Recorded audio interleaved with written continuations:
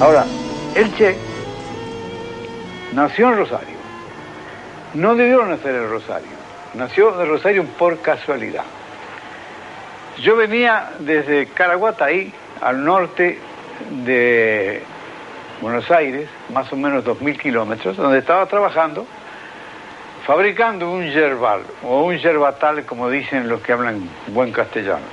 Pero yo digo yerbal porque ahí le dicen yerbal los misioneros.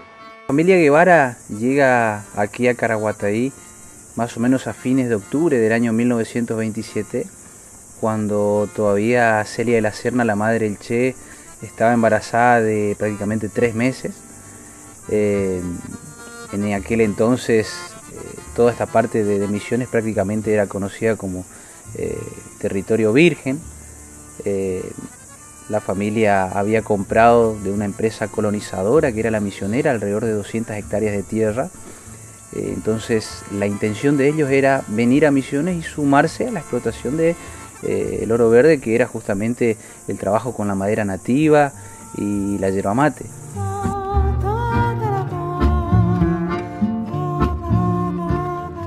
Bueno, en el año 1927 el señor Guevara Lynch, que era el papá del Che Guevara, le compró a la firma Echagüe Avellaneda 200 hectáreas de tierra en Caraguatay para iniciar su establecimiento yerbatero.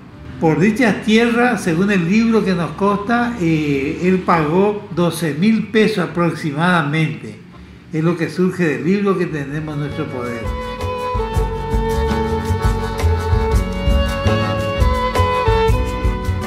Después de 4 meses de sus nacimientos, regresaron a Caraguatay, donde ya tenían establecido su emprendimiento, y bueno, viven hasta aproximadamente hasta el año 1931, algunos dicen hasta el año 33, pero más o menos estuvo casi 3 años de vida viviendo con sus padres, el niño Ernesto, más conocido como el Che Guevara.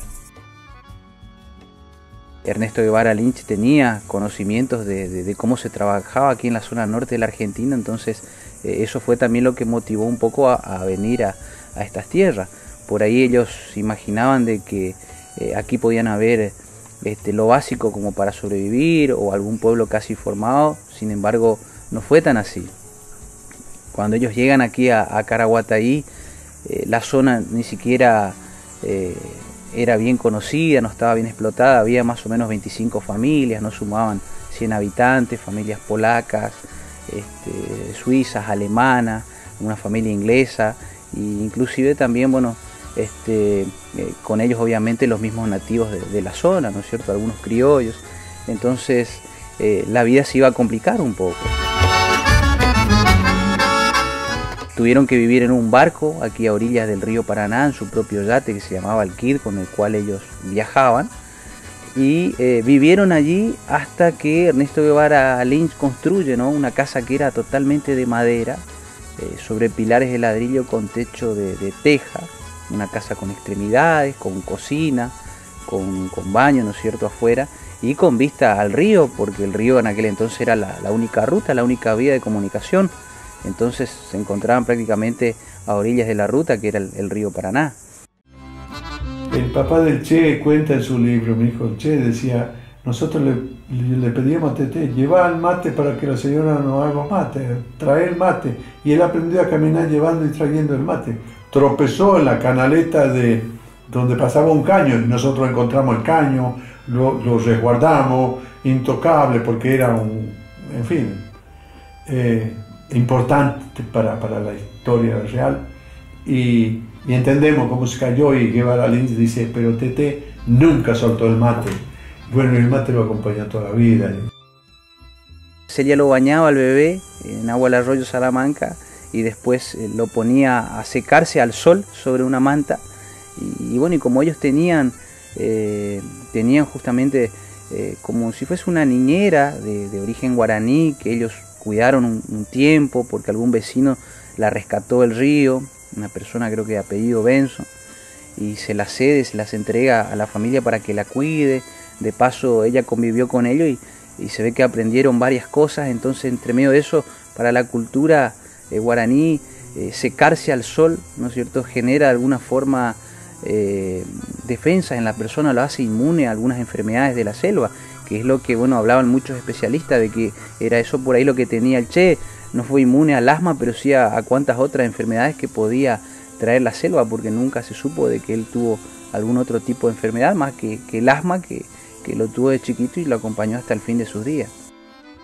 Uno empieza a imaginar que la riqueza de la flora y la fauna fue extraordinaria, que cautivó tanto a Celia de la Cerda como a Guevara Lynch y al pequeño bebé que empezaba a tener nociones, a despertar su sentido. Yo siempre digo, esa criatura despertó todo su sentido en el solar del Che, y de la importancia, y hasta inclusive habrá generado fisiológicamente condiciones para soportar la humedad, la temperatura. Se van justamente por el hecho de que la enfermedad de su hijo sufría mucho a causa del asma y la humedad de la selva. Por esa es una de las razones que emigran de acá, y un médico amigo del padre lo había recomendado justamente el centro de Argentina, más que nada la provincia de Córdoba.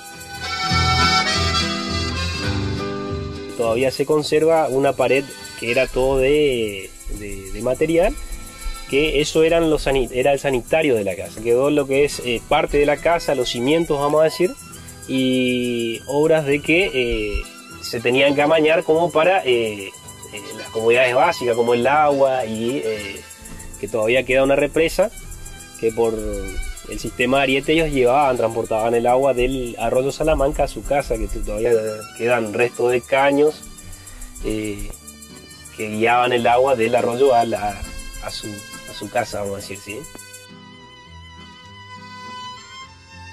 Acá no se resalta al Che Guevara, se resalta mamá, papá y los pasos de una criatura que comió tierra, que también se sintió picado por los mosquitos y que algún capataz de la estancia lo curaba arrimándole la brasa del cigarrillo para inocular la picadura del insecto.